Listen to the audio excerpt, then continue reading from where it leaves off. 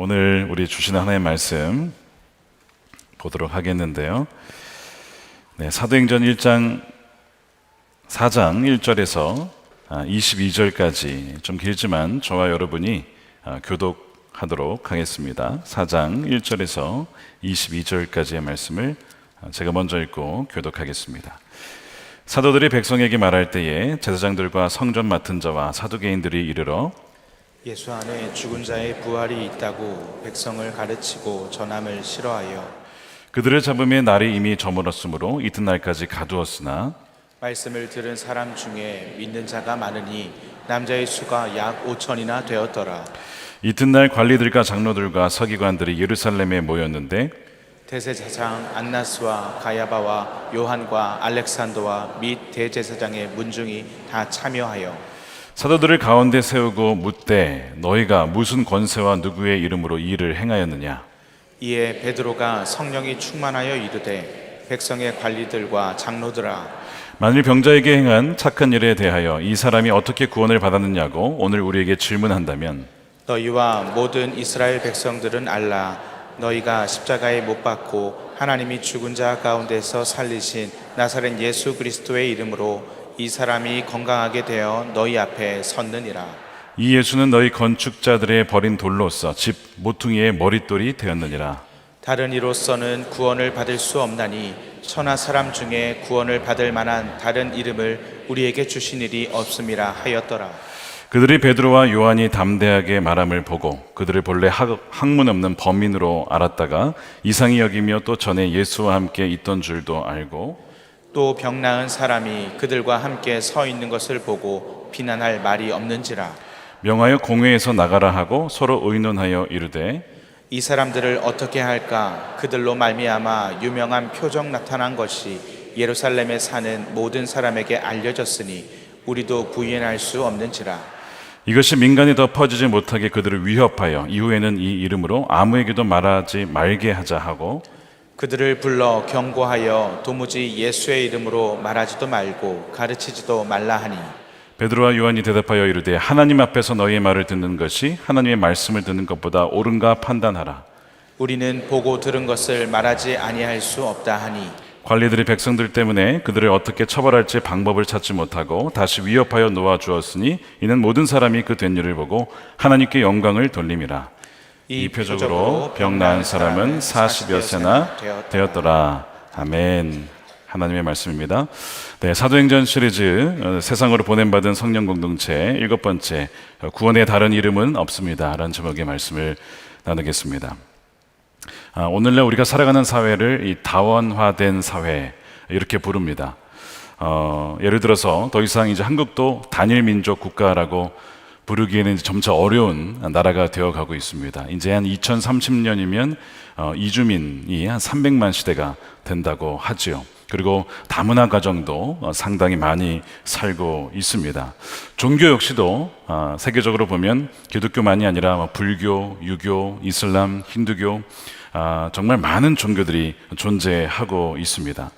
그래서 포스트 모더니즘이라는 단어가 있는데 무슨 뜻이냐면 절대 진리는 없다.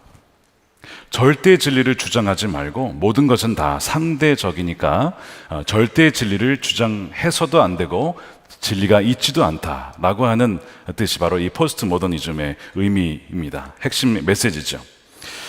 이러한 세상에서 절대 진리를 주장하면 예를 들면 오늘 주제죠. 다른 이름으로서는 구원받을 자가 없다. 오직 예수님만이 구원의 길이다 라고 주장을 하면 이제 공격을 받기 시작합니다. 너희만 종교냐? 너희만 구원받냐?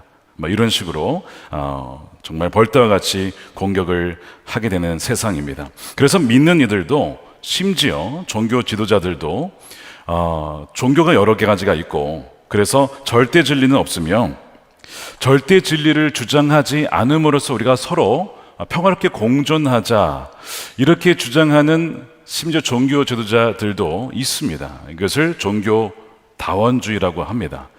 모든 종교는 하나로 통한다는 겁니다. 3년 전의 일인데요. 2021년 1월 4일에 미국의 하원을 여는 기도에서 하원 의원이자 목회자인 어떤 분께서 기도를 합니다. 미국 하원에는 뭐 기독교인들도 있지만 무슬림들도 있고 힌두교인도 있습니다. 그렇다 보니 기도를 이렇게 하고 마칩니다. 유일하신 하나님 브라마, 그리고 서로 다른 수많은 믿음에서 수많은 호칭으로 알려진 하나님의 이름으로 기도합니다. 아멘. 그리고 A women.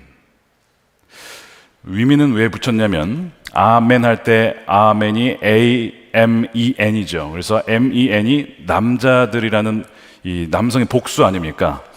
왜 남자들만 넣냐? 여자도 넣어야죠. 그래서 여성, woman의 복수형인 위민을 넣은 겁니다. 왜요? 이제는 다 평등하게 살아야 되지 않느냐? 그럼 아멘이 그런 의미가 아니잖아요. 네, 믿습니다. 동의합니다. 그렇게 될 줄로 믿습니다. 그게 아멘인데 그걸 영어로 일상하게 풀어가지고 그렇게 기도를 합니다. 그게 중요한 것이 아니에요. 그것도 문제지만 그 앞에 더 충격적인 것은 브라마라는 표현입니다. 브라마는 힌두교의 창조의 신으로 알려져 있습니다. 브라마는 힌두교에서 우주의 근본적인 원리이자 최고 원리인 우주의 정신이 인격화된 신으로서 남성 신입니다. 그것을 브라마 신이라고 부릅니다. 왜 개신교 목회자가 이렇게 기도했을까요? 말씀드린 대로 힌두교인들도 있고 또 무슬림들도 있으니까 타 종교를 배려하자라는 식으로 절대 진리를 주장할 수 없는 사회 속에서 배타적인 진리를 얘기하면 안 된다. 이게 지성인이라면 그렇게 하면 안 된다. 이렇게 주장을 하는 너무나 안타까운, 그것이 지금 어디에서 벌어졌다고요? 미국에서, 하원에서 벌어진 일입니다. 예전에는 기독교 하나님을 말할 수 있었으나 이제는 종교다원된 사회가 되었으니 그렇게 해서는 안 된다라고 하는 거예요. 그런데 성경 가만히 읽어보면 그것이 얼마나 잘못된 주장인지를 깨닫게 되죠. 왜냐하면 이미 초대교회 때는 다원주의 사회였습니다. 수많은 신들을 믿는 가운데 초대교회가 탄생한 것입니다. 수많은 신들이 있는 가운데 사도들은 예수님이 유일한 구주이시고 구원자이심을, 절대적인 진리를 선포했습니다. 자, 그렇다면 우리도 역시 다원화된 사회 속에서 살아가면서 복음을 증거할 때에 어떤 마음으로, 어떤 믿음으로 어떻게 복음을 증거해야 할까? 우리가 이제 내일 러브레터를 하게 되고 또 우리 젊은이 교회도 전도 축제를 하게 됐는데 정말 우리가 오늘 이 말씀을 통해서 이 다원화된 사회 속에서 복음을 어떻게 증거해야 될지 그것을 좀 깨닫는 시간 되기를 원합니다. 우리는 지난주에 살펴본 대로 예수님께서 바로 성령을 통하여서 베드로와 요한에게 표적을 드러내셨습니다. 한 번도 40년간 한 번도 걷지 못한 사람을 일으키는데 은과 금은 내게 없지만 그러나 내게 있는 것으로 너에게 주노니 나사렛 예수 그리스도의 이름으로 일어나 걸어라. 그리고 붙잡아서 그 사람을 일으킵니다. 그 사람이 자리에서 일어났고 걸었고 뛰었고 점프까지 합니다. 많은 사람들이 놀라죠. 한 번도 걷지 못한 사람이 어떻게 저럴 수 있느냐. 그러면서 이 베드로와 요한과 함께 성전에 들어가서 그들과 함께 예배하며 하나님을 찬양하는 모습을 보고 사람들이 깜짝 놀라면서, 그러면서 누구를 주목하냐면 바로 베드로와 요한을 주목합니다. 어떻게 저들이 그런 일을 행할 수 있었을까? 사람들이 다 그런 시선을 그들에게 돌릴 때에 이들은 뭐라고 얘기하냐면요, 사도행전 3장 12절이죠. 베드로가 이것을 보고 백성에게 말하되 이스라엘 사람들아 이를 왜 놀랍게 여기느냐? 마치 우리 개인의 권능과 경건으로 이 사람을 걷게 한 것처럼 왜 우리를 주목하느냐? 라면서 그 시선을 자신에게 돌리는 것을 곧바로 누구에게 돌리냐면 바로 예수님께 돌립니다. 바로 나사렛 예수 그리스도가 이 사람을 걷게 하였다 라고 복음을 증거하기 시작하죠. 예수님께서는 항상, 그리고 하나님께서는 항상 모든 사람들을 치유하시지는 않습니다. 말씀드린 대로 표적을 통해서, 표적이라는 것은 하나님께서 허락하신 때에 어떤 그 복음을 듣게 하시고 하나님 역사하심을 알리기 위하여서 특정한 시간에 특정한 사람에게 보여주시는 것입니다. 마치 이 사람이 걷자 사람들이 다 주목하게 되었죠. 바로 그때 복음을 증거할 수 있도록 하나님은 때로는 그렇게 표적을 통해서 역사하시는 거예요. 어찌됐든 사람들이 주목했을 때 이 베드로가 구약 성경, 그들이 익숙한 구약 성경을 가지고 예수님이 메시아다라는 것을 증언을 합니다. 그러면서 무슨 얘기를 하냐면, 제가 다 읽진 않겠지만 모세가 신명기 18장에서 나 이후에 오리라 한 하나님 말씀하신 선지자가 있는데 바로 이 예수가 그 선지자다.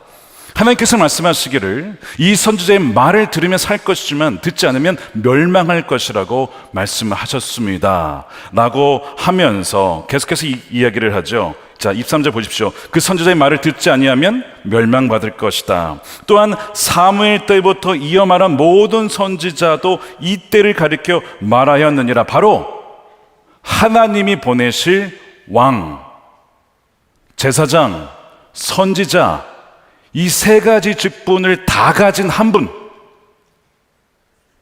지금까지는 왕 따로, 선지자 따로, 제사장 따로였지만 이 세 가지를 다 가진 한 명이 올 텐데 바로 그분이 예수 그리스도다. 그 증거를 하는 거예요. 그러면서 아브라함까지 끌고 가서, 아브라함 때 기억나십니까? 모든 민족이 복을 받을 것인데 아브라함의 씨를 통해서 복을 받을 것입니다. 근데 그 씨가 바로 이분이십니다 라고 얘기를 하죠. 그것이 25절입니다. 너희는 선지자들의 자손이요 하나님이 너희 조상과 더불어 세우신 언약의 자손이라 아브라함에게 이르시기를 땅의 모든 족속이, 유대인만이 아니고요, 우리 한국인을 포함한 모든 족속이 너의 씨, 이거는 단수입니다. 복수가 아니에요.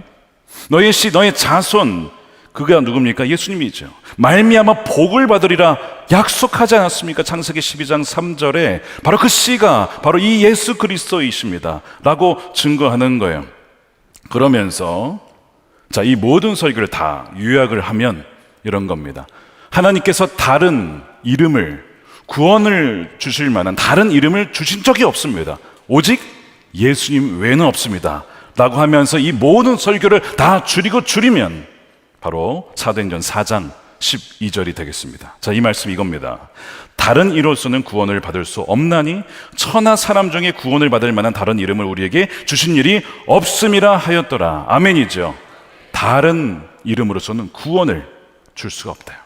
구원이란 말에는 무엇인가 지금 우리가 위기에 처해 있다는 거야. 이 사람들이 가만 놔두면 엄청난 피해를 당할 그 위기에 처한 사람들을 구원할 수 있는 자는 단 한 명인데 바로 예수 그리스도다. 그 말씀을 하고 있는 거예요. 그래서 모하메드도 아니고 석가도 아니고 공자도 아니고 오직 나사렛 예수 그리스도만이 유일한 구원의 길이라고 하는 진리를 지금 선포하고 있어요. 이거는 절대적이고 배타적인 진리입니다. 이분이 구원자면 다른 분은 구원자가 아니란 뜻이거든요. 이런 면에서 굉장히 배타성을 띠고 있어요. 다른 것은 비슷해 보여도 구원의 길이 아니라고 하는 겁니다. 베드로의 이 메시지를 유대 지도자들이 끔찍하게 싫어했습니다. 사실 그들도 메시아를 기다렸어요. 그들도 로마 압제에서 우리를 구원해 줄 정치적 영향력이 강력한 지도자를 원했습니다. 근데 지금 이들에게 거슬리는 것은 무엇이냐면 우리 민족만을 위한 메시아여야 합니다. 근데 지금 뭐라 그래요? 우리 민족만이 아니고 모든 민족을 구원할 메시아래요. 이게 굉장히 불편한 거예요. 왜요? 우리는 선택받은 민족인데 다른 민족도 구원하면 그게 뭘 자랑거리가 있고 뭐 좋을 게 뭐가 있느냐 이거죠. 우리만 구원해 주셔야 되는데 모든 민족을 구원하다니 그런 메시아가 어디 있어? 굉장히 불쾌해지는 겁니다. 이것이 굉장히 거슬리게 되는 거예요. 이 유대 지도자들은 철저한 민족 우월주의자였습니다. 그래서 메시아는 오직 자신만을 위한 메시아여야만 했습니다. 그런데 베드로는 예수님은 온 열방을 위한 구원의 메시아라고 고백을 하니까, 주장을 하니까 그것이 굉장히 불쾌했던 것이고 그것이 박해로 이어지게 됩니다. 그래서 감옥에 들어가게 되죠. 4장 2절 3절입니다. 예수 안에 죽은 자의 부활이 있다고 백성을 가르치고 전함을 그들이 싫어하여 그들을 잡음에 날이 이미 저물었으므로 이튿날까지 가두었으나 감옥에 갇혀요. 첫 번째 초대교회 박해가 시작이 된 거예요. 예수님 안에 부활이 있다, 죽음을 사망시킨 부활이 예수님 안에만 있다라고 하는 복음을 전하자 이들이 핍박을 받고 감옥에 갇히게 돼요. 여러분, 복음을 담대하게 정말 전하면요, 그럼 배타성을 갖고 있고 진리이기 때문에 어쩔 수 없어요. 이게 진리면 다른 건 아니기 때문에 사람들은 굉장히 거슬려하고 싫어합니다. 그래서 복음 전환자들을 미워합니다. 안 믿는 사람들에게 복음을 전해보면 거절하죠. 심지어 가족이라 하더라도 복음을 거절하고 복음 때문에 싸우게 됩니다. 그런 일이 벌어지게 되는 거예요. 그런데 예수님께서 뭐라고 하셨냐면, 세상에서는 너희가 환난을 당할 것이다. 그러나 담대하라. 내가 세상을 이기었노라. 아멘입니까? 담대하라. 너희가 정말 경건하게 살고자 하면 박해를 받을 거야. 그런데 내가 이미 세상을 이겼으니까 내 승리가 누구의 것이라고요? 저와 여러분들의 것인 줄로 믿습니다. 이미 주님께서 다 미리 받기 이전에 이 모든 것을 다 말씀해 주셨어요. 염려하지 말라고 말씀을 하십니다. 복음은 능력이에요. 그래서 사도들이 복음을 증거하지 어떤 일이 벌어지냐면 남자만 5,000명이 믿게 됩니다. 자, 사도행전 4장 4절이죠. 말씀을 들은 사람 중에 믿는 자가 많으니 남자의 수가 약 5,000이나 되었더라. 남자의 수만 5,000이나 되었더라. 어디서 많이 보던 표현 아닙니까? 어디서 보셨어요? 오병이어때. 오병이어때 그 당시에 먹은 사람이 남자만 5,000이었다 이런 표현이 나오잖아요. 지금 왜 이 표현을 쓴지 아십니까? 예수님이 행하셨던 놀라운 표적과 기사와 이적이 지금 그대로 누구에게 벌어지고 있어요? 사도들을 통해서 이루어지고 있어요. 예수님은 죽으신 게 아니고 부활하셔서 승천하시고 이제는 성령으로 그들의 안에 오셔서 사실상 그들 안에 주님이 계셔서 이제는 그들을 통하여서 역사하고 있음을 보여주고 있는 것이죠.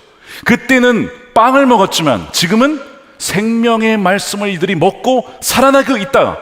그것을 보여주고 있는 거예요. 그것이 남자만 5,000명이니까 여성과 아이들까지 포함하면 얼마나 많은 사람들이 믿었다는 뜻입니까? 그것을 지금 이 사도행전을 쓴 누가는 그것을 보여주고 싶었던 것입니다.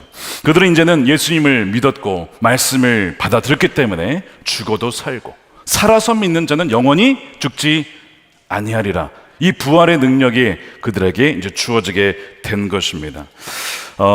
이 놀라운 성령의 역사가 이들만에게 벌어진 게 아니고 지금 그 예수 그리스도를 나의 구세주로 믿고 따른 이들에게도 동일하게 나타나는 능력인 줄로 믿으시길 축복합니다. 이것이 지금 우리에게도 벌어지는 일이라는 거예요. 예수님만이 구원의 길이라고 외치는 진리 주장은 유대인들만 불편하게 한 게 아니고 여러 사람 불편하게 만드는데 또 누구도 힘들게 만들었냐면 바로 로마 지도자들도 포함입니다. 자, 왜냐하면 로마 제국은 공식적으로 종교 다원주의 국가였습니다. 그리스 로마 신화라고 알려진 수많은 남신 여신들이 얼마나 많은지 몰라요. 실제로 그들은 그 신을 믿었어요. 의지했습니다. 그래서 전쟁의 신 누구예요? 아레스라고 하는 신을 제우스 우리 다 아시잖아요. 그런 그리스 로마의 신들을 숭배했단 말이죠. 그래서 다 이제 믿을 수가 있는데 조건이 있어요. 너희들이 신을 선택해라. 그러나 너희들이 선택한 신을 믿을 수 있지만 조건이 있다. 가이사, 즉 시저라고 하는 로마의 황제를 너희는 주라고 고백해야 된다. 주님이라고. 그런 조건으로 다른 신들, 너희가 선택한 신들을 믿어도 돼. 이런 조건을 내걸었어요. 자, 그런데 지금 그리스도인들은 누구만이 주님이십니까? 예수 그리스도만이 주님이십니다. 카이사르, 즉 가이사 큐리우스는 주란 뜻이거든요. 가이사 큐리우스여야 되는데 이 그리스도인들은 그리스도스 주님이라고 고백하는 거예요. 이거를 타협하지 않는 겁니다. 그래가지고 여기에서 바로 갈등이 벌어지게 되는 거예요. 이것이 바로 로마 제국의 상황이었습니다. 타협을 하지 않았어요. 결국에는 그것을 만약에 부인하려고 하면 이들은 죽음을 불사하더라도 자신의 신앙을 거부하지 않았습니다. 우리가 여기서 알아야 될 것이 바로 이겁니다. 많은 이들이 지금은 종교다원주의니까 지금은 이제 배타적인 주장을 해서는 안 된다. 과거에는 그럴지 몰라도 지금은 그래서는 안 돼. 이렇게 얘기를 해요. 아니에요. 교회가 탄생했을 때 종교다원주의 사회였습니다. 지금보다 더 많은 신들이 있었어요. 어떻게 보면 그런 사회 속에서 예수님만이 유일한 구세주라고 사도들은 고백을 했던 것이죠. 이제 지금 사람들이 얘기하는 것은 아까 말씀드린 대로 아니 종교가 다 사실은 좀 달라 보여도 결국에는 만난다는 거예요. 지류가 다 달라도 결국 큰 강에서 만나잖아요. 이런 식으로 그럴듯하게 유혹을 합니다. 또 비유가 뭐가 있냐면 산에 오를 때 등산길이 하나냐, 길은 다르지만 결국 봉우리에서 만난다. 굉장히 그럴듯해요. 근데 등산을 하다 보니까 올라가 보니까 다 같은 데 올라가는 거냐, 올라갔더니 다른 데로 올라와 버렸어. 난 저기를 가고 싶었는데. 그런 경우가 있어요. 있단 말이에요. 다 통한다고 했는데 가보니까 다른 데 와 있어. 여러분, 이것이 얼마든지 믿지 않는 이들에게 벌어질 수 있는 일입니다. 지류를 통해서 다 만난다고 했는데 그냥 지류로 끝나. 여러분, 모든 이 비유에는 한계가 있죠. 그런데 이 세상은 한 군데서 만난다, 그러니까 혼자 구원의 길이라고 얘기하지 말아라라고 얘기를 하죠. 그것은 오만한 것이다. 심지어 어떤 분은 너무 확신을 가지고 말하는 설교자를 주의하라, 이렇게까지 얘기를 합니다. 많은 그런 기준이라면 이 베드로를 주의해야 됩니다. 너무 확신 있게 지금 전하고 있습니다. 오직 예수님만이 구원의 길이라고 너무 확신 있게 주의하셔야 될까요? 우리가 살펴본 대로 초대교회는, 기독교 사회는 그 당시에 다원주의 사회에서 태어났다는 점을 여러분이 잊어서는 안 됩니다. 그리고 그 사회 속에서 담대하게 이들은 예수님만이 유일한 구원의 길이라고 배타적으로 보이지만 그 진리를 담대하게 증거했던 거예요. 그리고 셀 수 없는 이들이 그 복음을 듣고 예수님을 믿고 따르게 되어서 오늘날 우리까지 복음이 증거되게 된 것이지요. 그러나 예나 지금이나 이 복음을 전할 때는 많은 저항이 있습니다. 예수님만이 구원의 유일한 길이다라고 하면 많이 듣는 이야기가 말씀드린 대로 그 너무나 오만한 주장 아니냐라는 이야기입니다. 소위 이 4대 성인이 있습니다. 누구죠? 4대 성인을 꼽을 때에 예수님과 석가모니와 공자와 마지막 소크라테스를 꼽습니다. 이 4대 성인이라고 이렇게 불러요. 그러니까 4대 성인으로 들어가는 것은 맞겠지만 예수님만이 신이다, 유일한 구원의 길이다, 이거는 굉장히 오만한 주장이라고 하는 것, 이것이 세상의 이야기입니다. 자, 그런데 석가모니나 공자나 소크라테스나 어느 누구도 내가 곧 길이요, 내가 곧 진리요, 내가 생명이라고 말한 사람은 없습니다. 예수님은 내가 아브라함이 있기도 전에 존재했다. 예수님이 태어나시기 수백 년 전에 태어난 아브라함보다 더 그 전에 있어부터 존재했다라고 말씀을 하셨죠. 심지어 나를 본 자는 누구를 본 자다? 하나님을 본 것이다. 내가 곧 하나님이다. 라는 그런 충격적인 주장을 하셨어요. 이런 예수님의 주장은요, 자기 주장은 우리들로 하여금 둘 중에 하나만 선택하게끔 만듭니다. 정말 그분의 주장대로 하나님이시든지 아니면 죄송하지만 미칭왕이든지 둘 중에 하나입니다. 이 중간 성인이라는 것은 있을 수가 없어요. 정말 그분의 말씀이 맞든지 아니면 이상한 주장을 하는 이렇게 된 사람이든지 둘 중에 하나를 선택하는 것이 합리적인 선택이라고 하는 거예요. 제가 만약 여러분께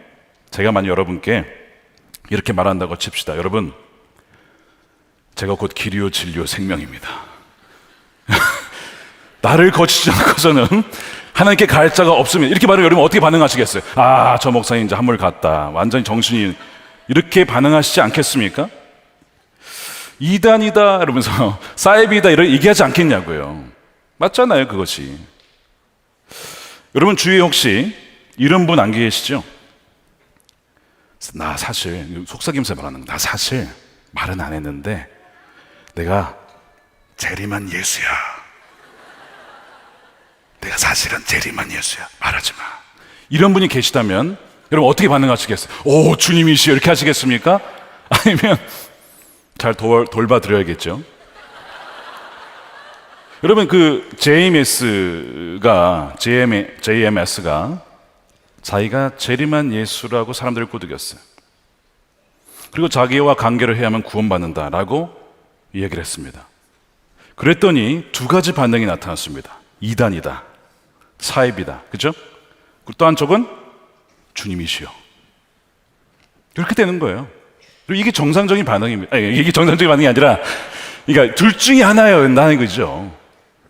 그러니까 예수님께서 내가 곧 길이요 진리요 생명이다, 나로 말미암지 않고 아버지를 갈 자가 없다, 나를 본 자는 하나님을 본 것이다. 사실 이거 굉장히 이상한 주장인데, 한편으로 보면 정말 이것은 하나님이신 분만이 하실 수 있는 말입니다. 만약 그것을 믿지 못하겠다고 하면, 하나님이라고 믿지 못하겠다고 하면, 그는 성인 군자일 것이다 라고도 말해서는 안 된다는 거예요.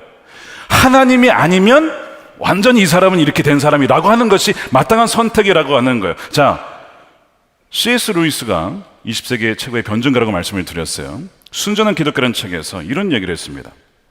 어느 누구도 예수님을 위대한 도덕적 스승으로는 내가 기꺼이 받아들이지만 하나님이라고 하는 주장은 받아들일 수 없다, 이럴 수는 없다라고 얘기를 합니다. 왜냐하면 만약 인간에 불과한 사람이 예수와 같은 주장을 했다면 그는 결코 위대한 도덕적 스승이 될 수 없기 때문이다. 그는 정신병자이거나 아니면 지옥의 악마이거나 아니면 정말 하나님이시거든지 그 중간은 없다는 거예요. 그래서 당신은 선택을 해야 합니다. 그를 미치광이로, 그보다 못한 인간으로, 그래서 그를 바보로 여겨서 입을 틀어 막을 수도 있고 악마로 여겨 침을 뱉고 죽일 수도 있습니다. 아니면 그의 발 앞에 엎드려서 하나님이여 주님으로 부를 수도 있습니다. 그러므로 위대한 인류의 스승이니 성인이니 어쩌냐는 선심성, 죄송합니다, 이번 좀 강하게 썼어요, 헛소리에는 편승하지 맙시다. 둘 중에 하나라는 거예요.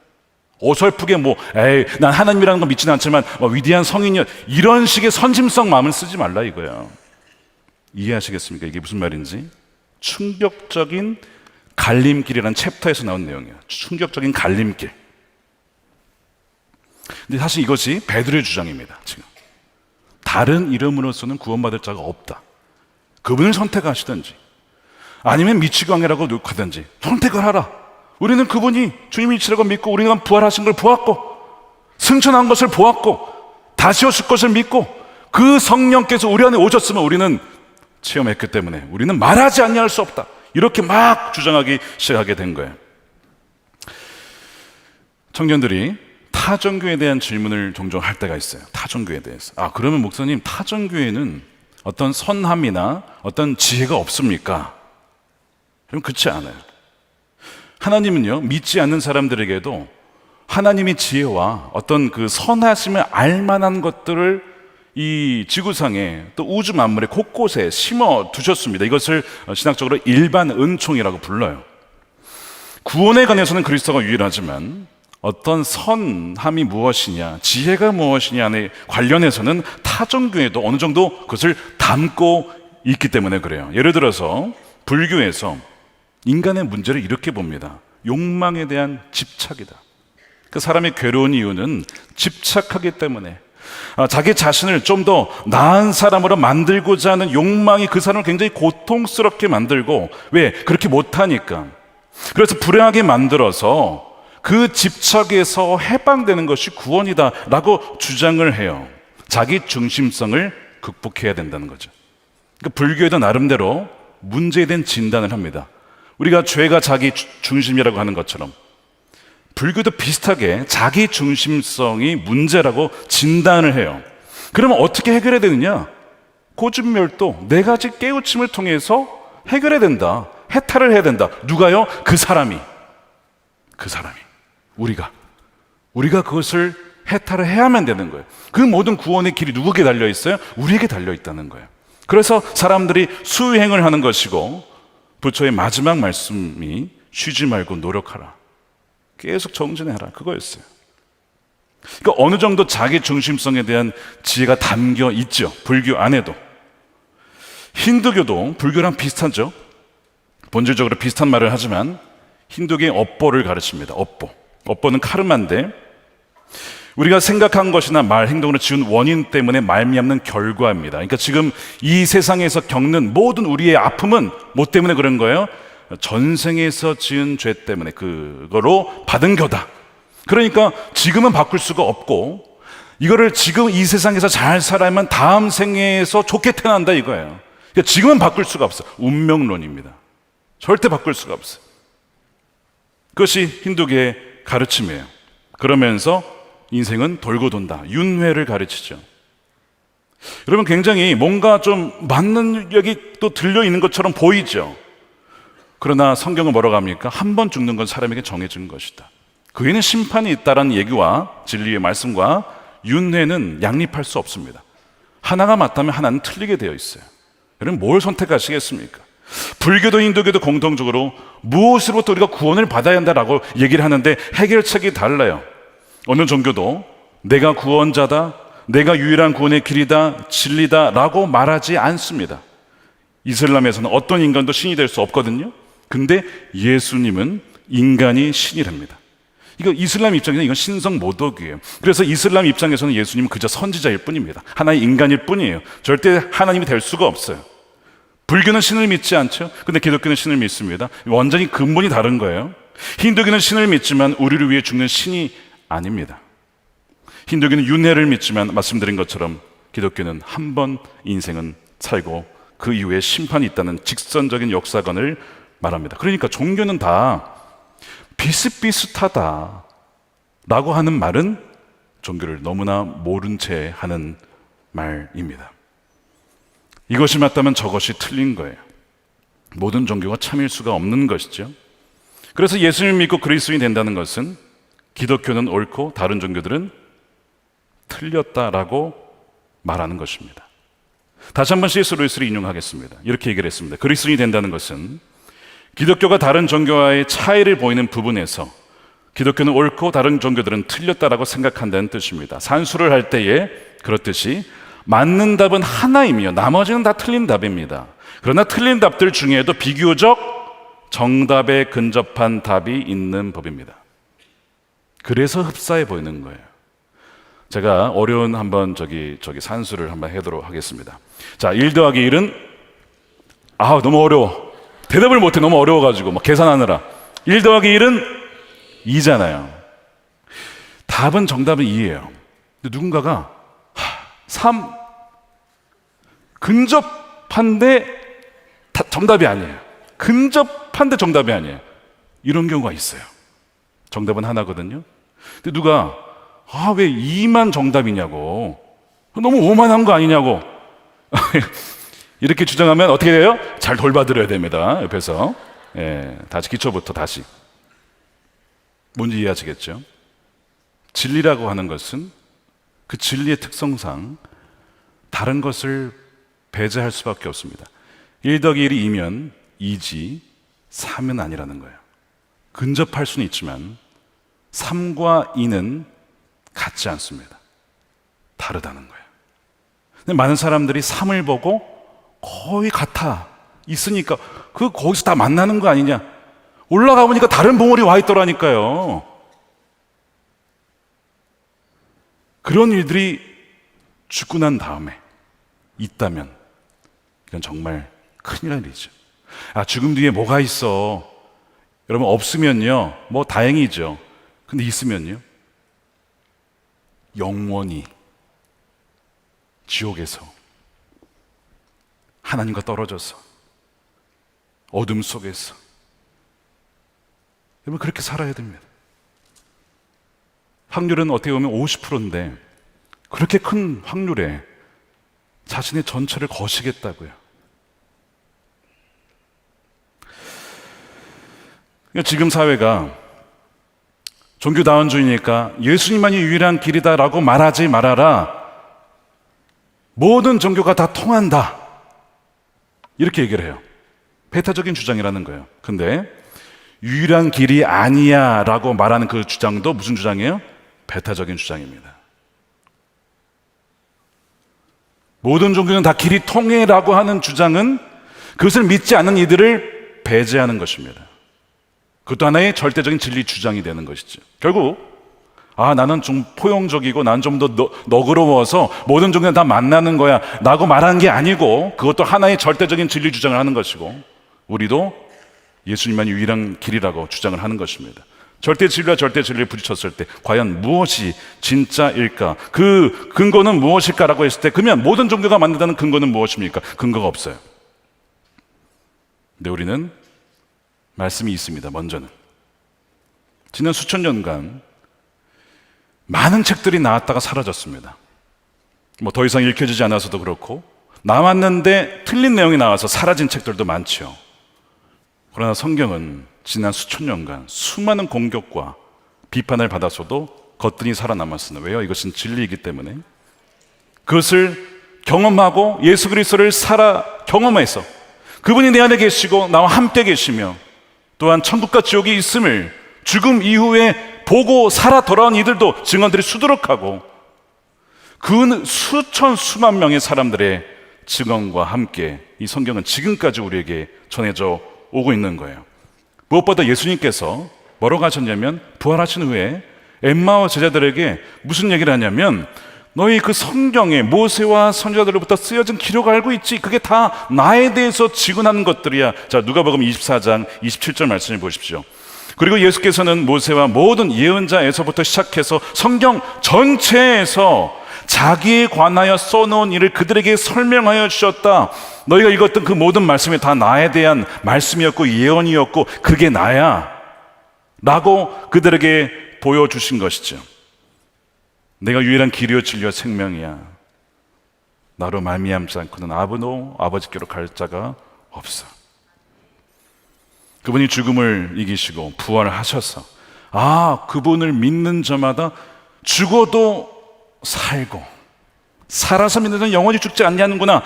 그를 본 이들이 담대하게 목숨을 걸고 복음을 증거한 것입니다. 이거 첫 번째 증거예요. 두 번째, 말씀드린 것처럼 사도들의 변화된 삶입니다.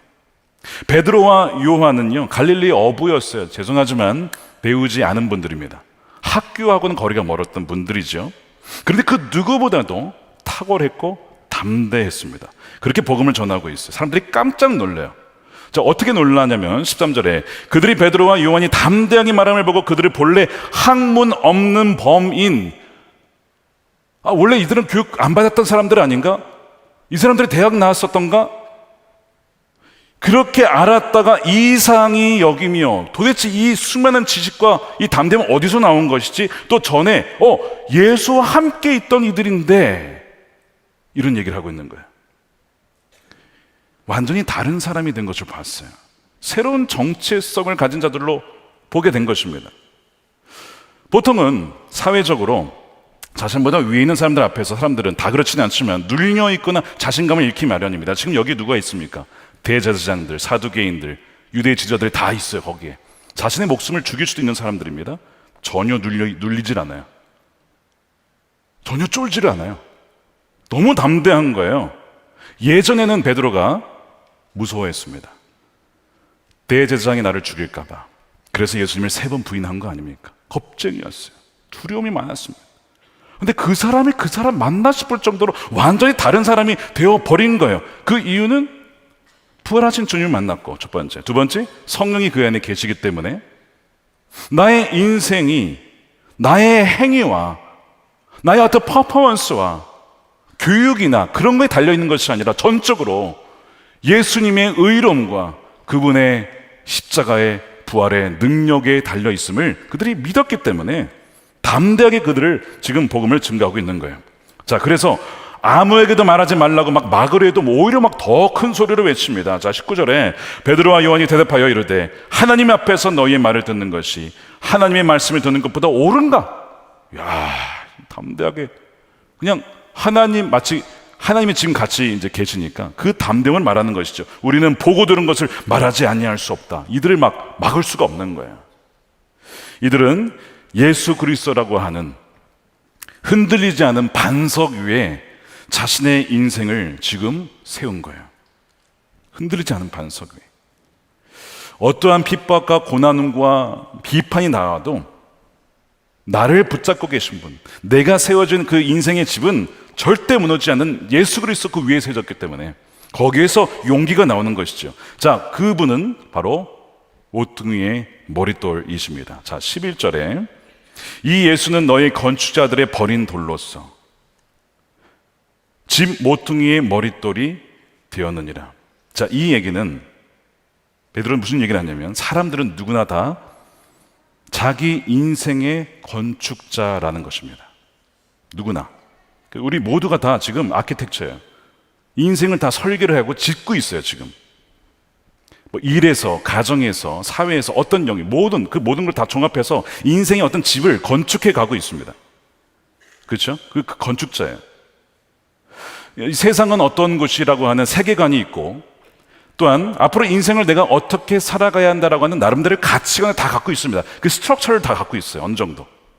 인생을 짓고 있는 거예요. 그런데 어떤 사람의 인생은 이것이 딱 세워지다가 오늘 갑자기 그냥 확 무너지네. 살아있을 때는 어느 정도 버텼다가 죽은 다음에 하나님 앞에서 그 모든 인생이 무너진 사람도 있고요.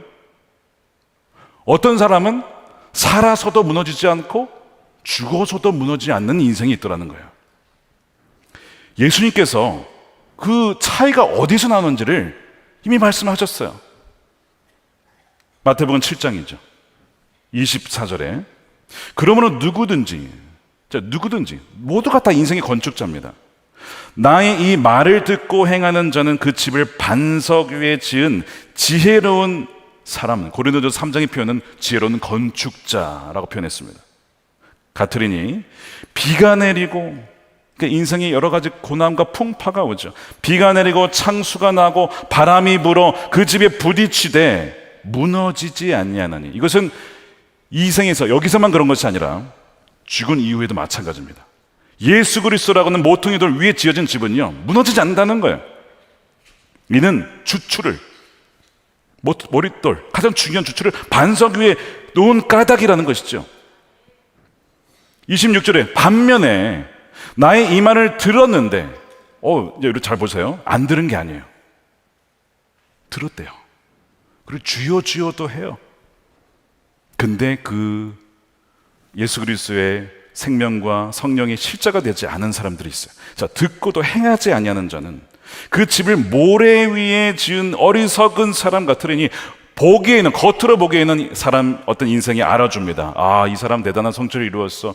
세상에서 이런 어떤 명함도 있고 이런 것도 해서 대단한 집을 지었는데, 비가 내리고 창수가 나고 바람이 불 때, 인생이 고난을 당할 때, 풍파를 당할 때에 여지없이 무너집니다. 무너졌는데 그 무너짐이 심하다는 거예요.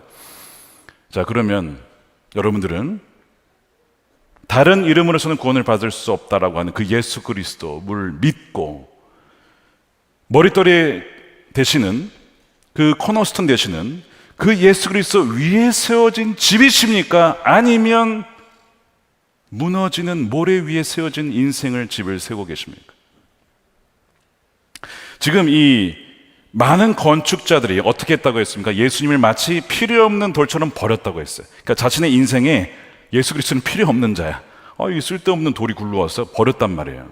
근데 사실 그 돌은 그들의 인생을 절대로 무너지지 않게 할 돌이었는데 버렸어요. 근데 지금 이 세상에 그런 사람들이 너무나 많다는 거예요. 예수 그리스도를 분명히 들었어요. 심지어 복음에 대해서도 들었고 믿지는 않지만 예수님 알지, 나 안 믿어, 이게 뭐하냐, 다 버리는 겁니다. 버리는 거예요. 그런 이들이 너무 많다는 거예요. 심지어 여기에 지금 대제사장을 비롯해서 종교인들이 여기 많아요. 근데 예수님 버립니다. 그리고 그 다른 걸 위해 인생의 집을 세웠어요. 그럼 다른 건 뭘까요? 그게 모래 위에 세우는 것입니다. 그 집은 반드시 무너집니다. 예수님 말씀에 의하면 모래 위에 세워진 집이기 때문에. 지금 베드로가 지금 유대 지도들이 그런 인생을 살고 있다고 경고하고 있어요. 그러니 당신들은 망할 거다, 이게 아니라, 그러니 지금이라도 예수님을 믿고 그 예수 그리스도 위에 여러분들의 인생을 세우라고. 다른 이름으로서는 구원이 없으니 여러분 돌아오십시오. 지금 이 얘기하고 있는 거예요. 굉장히 포용적입니다. 근데 그들은 받아들이지 않아요. 너무나 안타까운 거예요, 이것이. 자, 내가 유일한 구원의 이름 예수 그리스도를 통하여 진정 구원을 받고 있는지 어떻게 알 수 있을까? 내가 모퉁이 돌 대신 예수님 위에 인생의 집을 짓고 있는지 아닌지를 어떻게 알 수 있을까요? 이거를 점검해 보시면 됩니다. 내가 인생에서 가장 중요하게 여기며 살아가는 것이 무엇인가? 좀 더 구체적으로 질문하면 이것입니다. 삶에 있어서 나에게 가장 안정감을 주는 것은 무엇이냐?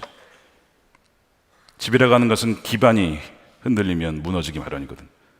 나에게 가장 안정감, 나 이것만 있으면 나는 인생이 너무 안정감이 있어, 너무 평안하고 걱정이 없어라고 하는 그 안정감이 뭐냐 이거야. 그것이 예수님이십니까? 아니면 그 어떤 것입니까? 그 어떤 것이 여러 가지가 있는데 몇 가지만 꼽아 볼게요. 먼저 돈과 소유가 있습니다. 여러분, 돈과 소유는 중요합니다. 우리가 경제 활동을 함에 있어서 돈 없이 살아갈 수 없는 우리는 시대에 살고 있습니다. 우리가 살려면 돈이 없이는 살 수 없기 때문에 우리 청년들을 포함해서 많은 이들이 경제적인 활동을 하면서 한편으로는 걱정을 하면서 살아요. 우리 청년들이 이 대출금, 학자금 대출을 갚기 위해 이걸 어떻게 갚지? 여러 가지 재정 고민을 합니다. 월세 어떻게 내지, 생활비 어떻게 감당하지, 버는 것보다 나가는 게 훨씬 많거든요. 걱정을 합니다. 그래서 돈을 벌기 열심히 일을 해요. 그리고 그렇게 해야 하고 또한 수고하고 땀을 흘리는 것이 마땅합니다. 노동의 대가가 있으니까요. 씨를 뿌린 만큼 거두게 되는 것이죠. 그런데 문제는 무엇이냐면 돈이 문제가 아니라 돈 버는 것 자체가 내 삶의 중심이 되고 기반이 되고 이것이 나에게 주는 가장 큰 안정감이 될 때 그것은 무너지는 인생이 됩니다. 얼마 전에도 부동산 여러 군데 이자를 내서 대출을 해가지고 했는데 이게 오르는 바람에 감당할 수가 없어서 완전 무너지게 된 그런 분들이 한두 분이 아니에요. 그러면서 고백한 것이 부동산이 저의 우상이었습니다. 부동산을 내 삶의 가장 안정감으로 삼았다는 거예요. 감사하게도 깨달았으니까 회개하고 이것을 원래의 자리로, 종의 자리로 돌려놓으면 되거든요. 누가복음 12장에 부자가 자신의 평생 재산을 모아서 더 이상 쌓아둘 것이 없습니다. 여러분 상상해 보세요. 쌓아둘 것이 없이 너무 재산이 많아요. 막 안 기쁘세요? 상상해보자 이거예요. 재산이 너무 많아가지고, 고가는 말 지어도 주어도 너무 재산이 너무 많아가지고, 그러니까 이분이 어떻게 느꼈냐면 그걸 딱 바라보면서 이 성경이 너무 정확한 거야. 자기에게 얘기하는 거야. 자기에게 내 영혼아, 여러 해 수년간 쓸 물건을 많이 쌓아뒀으니 마음 놓고 먹고 마시고 즐겨라. 너무 기분이 좋은 거야. 나 이것만 있으면 일 안 해도 살 수 있어. 막 이러면서 막 그러고 있는데 하나님이 딱 말씀을 하시는 거예요. 어리석은 사람아, 오늘 밤 너의 영혼을 내가 찾을 거다. 너가 장만한 이 모든 것들이 누구의 것이 되겠느냐? 재물을 쌓아두면서도 하나님께 대하여서 부요하지 못한 사람이 이와 같도다. 여러분, 혹시 이것이 우리의 모습 아닐까? 아무리 재산이 많고 적고를 떠나서 재산이 없어도 나 그렇게 되면 참 행복할 텐데, 그렇게 되면 참 내가 안정감이 있을 텐데 라고 하는 사람들, 그 주춧돌이 소유요 돈인 사람입니다. 어떤 사람이 한 장례식장에서 다른 친구에게 물었대요. 그 친구가 얼마나 남기고 떠났나? 라는 질문을 했습니다. 그런 걸 물어봐요. 근데 그 친구가 뭐라고 했는지 아세요? 모두 다 남기고 떠났네.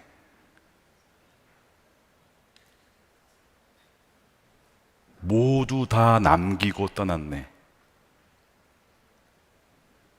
여러분, 가져갈 수 있는 거 아무것도 없어요. 다 두고 가는 겁니다. 근데 마치 천국에 가져갈 것 마냥 자기의 온 인생 거기에만 올인한 사람이 있어요. 주춧돌이 돈입니다. 여지없이 무너집니다. 인기나 명예나 권력과 같은 무형의 소유물에 의지한 사람도 있어요.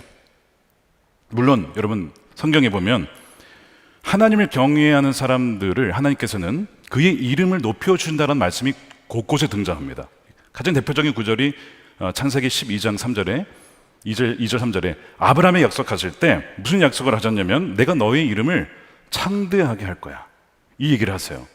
그래서 우리가 지금 아브라함 이름을 알고 있는 거예요. 아브라함 이름 너무 유명해진 거예요.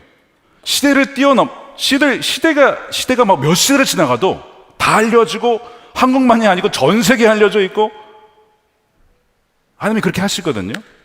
그런데 그 명예나 인기나 어떤 권력을 내 인생의 기반으로 삼을 수는 없어요. 그거는 하나님께서 주시면 주시는 것이지만 그것이 인생의 중심이 될 수는 없는 것입니다. 그것이 우리의 안정감이 된다면 항상 불안할 겁니다. 그 어떤 인기와 명예가 사라지진 않을까. 나보다 더 많은 인기와 명예와 권력 가진 사람들을 보면 눌리고, 그렇지 못한 사람들을 보면 우월감을 가졌다가 막 왔다 갔다 하는 것이죠. 지금 이 본문의 사두개인들이 왜 복음을 배척하냐면, 사두개인들은 정치적으로 굉장히 자유주의자, 아주 권력자들입니다. 예수님이나 이런 사도들이 자신의 권력을 해할 수도 있는 위험 사람으로 보는 거야. 위험인자로. 아니 지금 한 번 복음 전했는데 남자면 5,000명 믿었대요. 하나의 어떤 당이 형성이 된 거 아니에요. 지금 정치적인 세력이 그냥 하룻밤에 생긴 거 아니에요. 이러다가 얘네들이 우리를 위협하는 거 아니야? 그러니까 복음을 거절하는 거예요. 왜? 뭘 지키려고? 자신의 기득권을 지키려고. 뭐 이런 일들. 사두개인들은 바로 이 정치 권력을 자신의 인생의 모퉁이돌로 삼은 사람들이에요. 그래서 이들이 받아들이질 않게 되는 겁니다. 안타깝게도 많은 연예인들 중에 우울증에 빠져 있는 분들이 많다고 해요. 나는 가수인데, 연예인이고 방송인인데 더 이상 노래할 수 없거나 새로운 앨범 내지 못하거나 낸다 하더라도 사람들이 주목하지 않을 때에, 반응하지 않을 때, 방송이 나올 수 없을 때 어떤 생각이 드는 거예요? 나는 누군가? 나는 뭐지? 나는 인생에서 뭘 위해 사는 거지? 여기서 막 무너지기 시작해요. 왜? 그것이 내 인생의 주춧돌이었으니까. 거기에 뒀으니까. 그래서 비슷한 또 다른 모퉁이돌이 일과 성취예요. 그 일에 미치게 되면 중독이 되죠. 자신의 건강을 해치면서 일합니다. 열심히 일했는데 자기가 죽어가는지도 모르고 일하다가 어느 날 죽는 거예요. 혹은 가족을 완전히 관계를 다 끊어버리고 가족마저 희생하면서 일하는 경우도 있어요. 이 정체성이 뭐냐면 바로 나의 일과 성취에 두었기 때문에 그렇습니다. 나는 전문가다, 작가다, 의사다, 배우다, 뭐 정치인이다, 여러 가지가 쭉 정체성이 있잖아요. 그런데 자신의 전문 분야 바깥에서 인정받지 못할 때 당황해하고 더 이상 그 일을 할 수 없을 때 당황해야, 그것이 무너진다는 뜻이에요. 병이 들거나 몸이 불편해서 일을 할 수 없게 되었을 때에, 또한 은퇴를 한 이후에 더 이상 그 포지션을 내가 유지하지 없을 때에 나는 누구인가?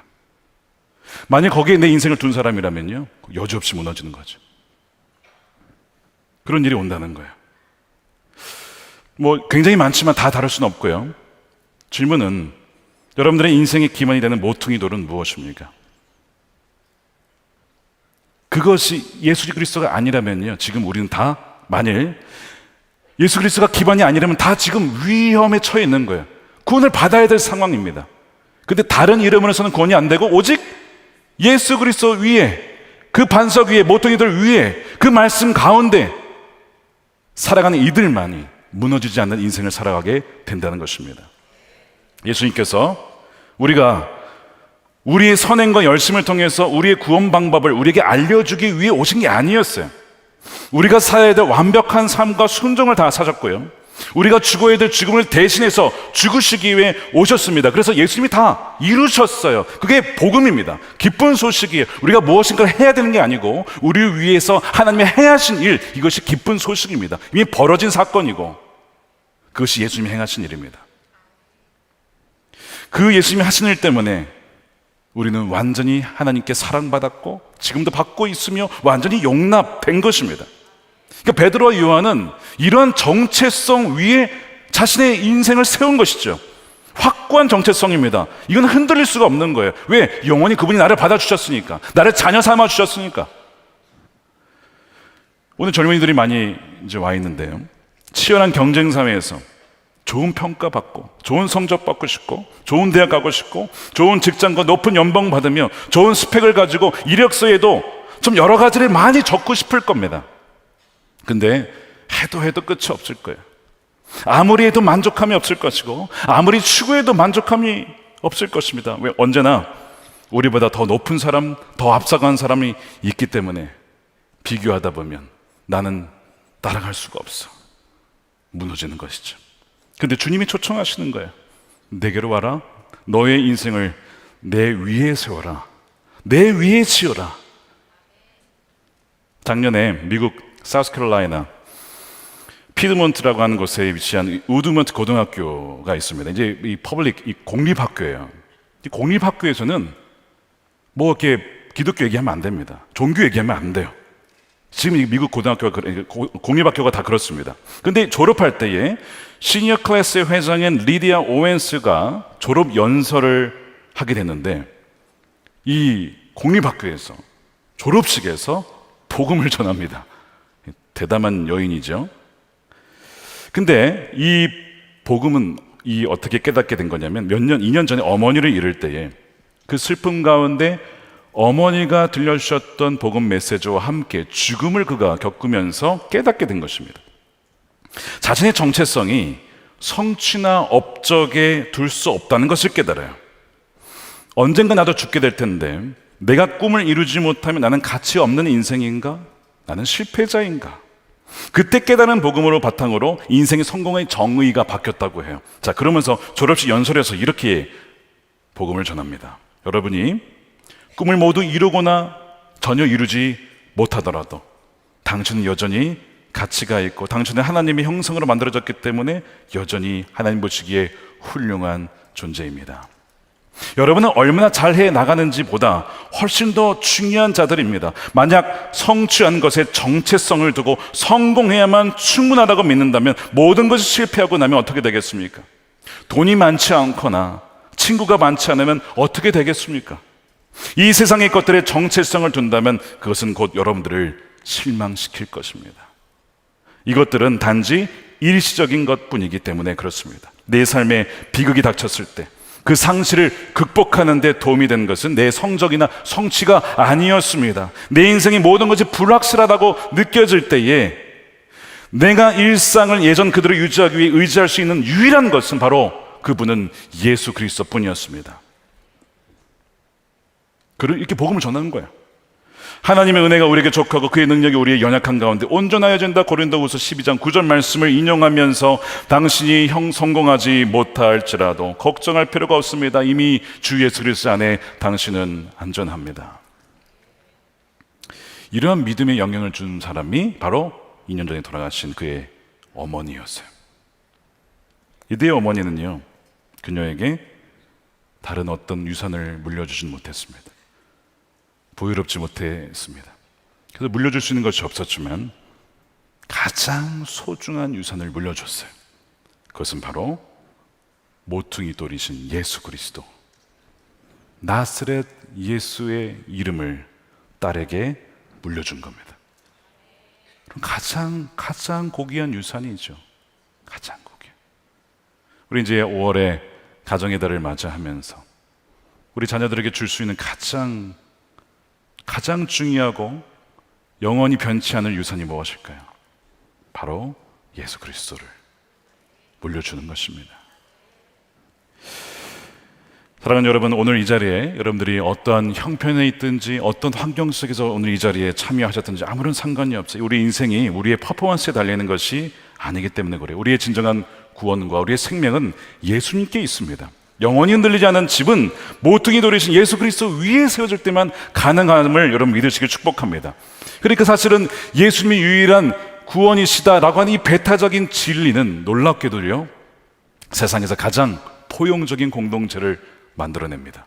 남자나 여자나 유대인이나 헬라인이나 높은 자나 낮은 자나 가진 자나 갖지 못한 자나 장애인이나 비장애인이나 상관없이 모든 사람을 하나님의 자녀로 품어준 가장 포용적인 공동체, 바로 예수 그리스도라고 하는 유일한 진리를 통해서 그렇게 세워진다는 것입니다. 오늘 이 자리에 오신 우리 여러분들이 바로 이 흔들리지 아니하는 모퉁이 돌 대신 예수 그리스도 위에, 그 반석 위에 인생을 세워 평생토록 예수님과 동행하며 주님의 기쁨으로 살아가는 여러분들의 삶이 되시기를 우리 주님의 이름으로 축원드립니다. 우리 함께 찬양하겠습니다. 예수 이름 높이세. 우리 보좌 앞에 모였네. 이어서 우리 함께 찬양하신 후에 우리 기도하도록 하겠습니다.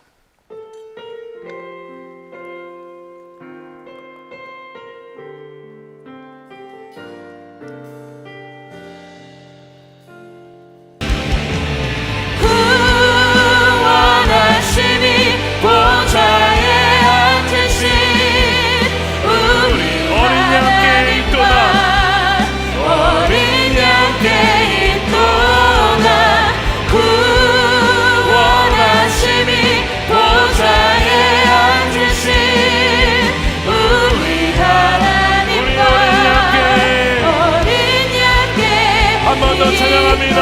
구원하심이 보좌에 앉으신 구원하심이 보좌에 앉으신 우리 하나님과 어린 양께 있구나. 구원하심이 보좌에 아멘. 우리 우리 하나님과 어린 양께 있도다. 아멘. 주님을 찬양합니다. 우리 함께 기도하겠습니다. 우리 내일 속계 관계전도 하나님의 러브레터가 준비되어 있습니다. 수백여 명의 사람들이 이 자리에 오실 거예요.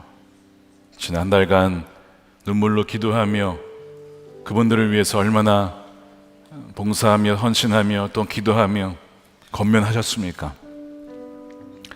구원하심이 우리 주님께 있습니다.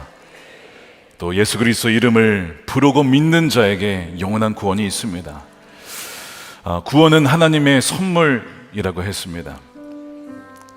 정말 하나님의 러브레터를 읽으시고 죽기까지 사랑하신 그 하나님의 사랑을 받아들여 치열한 경쟁사회 속에서 아등바등 살아남기 위해서 정말 그렇게 어렵게 살아가는 쉼이 없는 인생 가운데 영원한 안식이요 평강이 있는 그 예수 그리스도를 구세주로 받아들이는 놀라운 역사가 있기를 위해서 여러분 함께 기도했으면 좋겠습니다.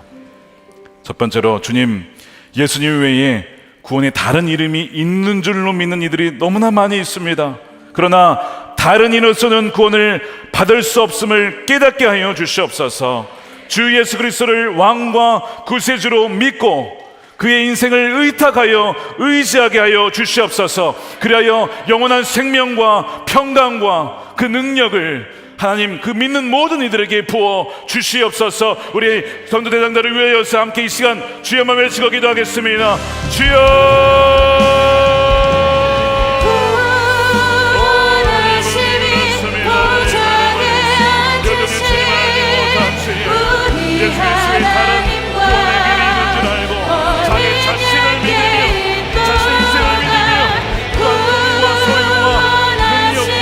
아버지 권력을 믿고 살아가는 너무나 많이 있습니다.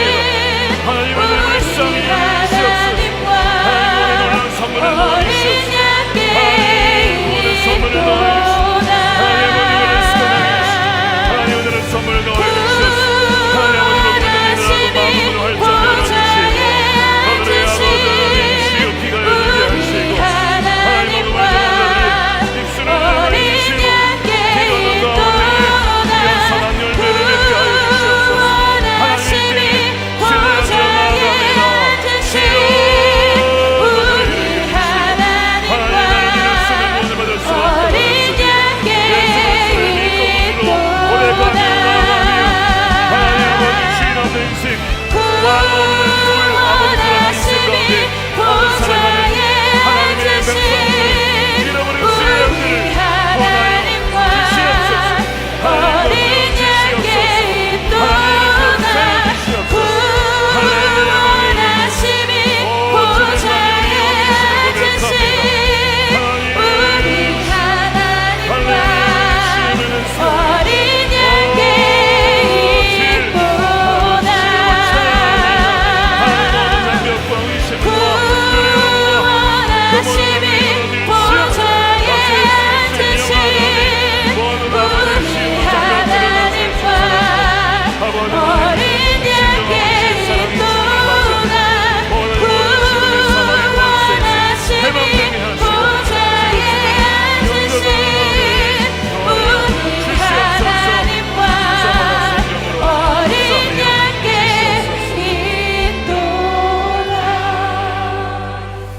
두 번째로 계속해서 기도하겠습니다.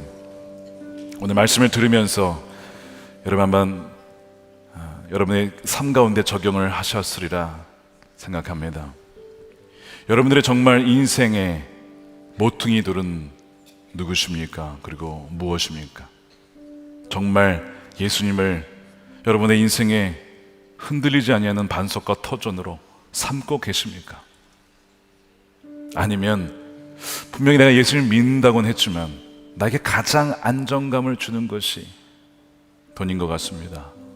재산인 것 같고, 그것이 남편일 수도 있고 가족일 수도 있습니다. 어떤 사람입니다. 어떤 그 무엇입니다 라고 혹시 그렇게 여겨졌다면, 오늘 주님께서 우리에게 기회를 주셨어요. 사실은 그냥 그대로 모래 위에 지어진 집으로서 완전히 무너지고 다시는 기회가 없을 수도 있는데, 주님께서 다시 한번 우리에게 우리 인생의 모퉁이 될 코너스톤이 무엇인지를 보여주셨습니다. 바로 예수 그리스도입니다.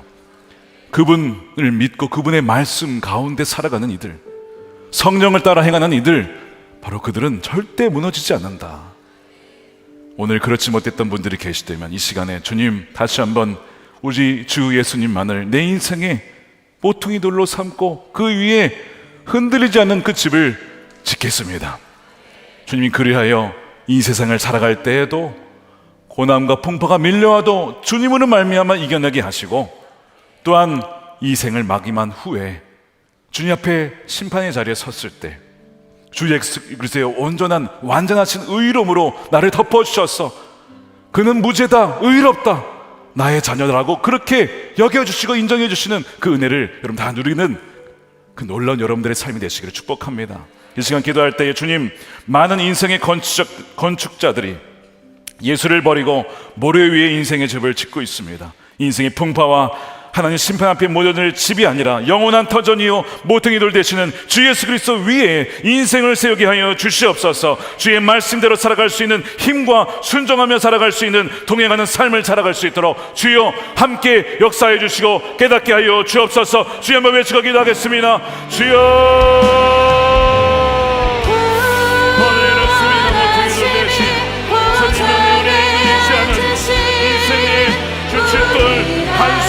터전이 되십니다. 하나님 어떤 것을 의지하며 살아갔던 우리를 불쌍히 여겨 주시옵소서. 그 어떤 것을 의지하며 살아갔습니까? 하나님 아버지가 무엇을 의지하며 나갔습니까? 나의 성취와 성공과 나의 재산과 나의 가정과 나의 이름과 명예, 그것을 바라보며 살아가지 않았습니까? 아버지, 나에게 가장 영광을 주시며 안녕하신 신분은 바로 주님이십니다.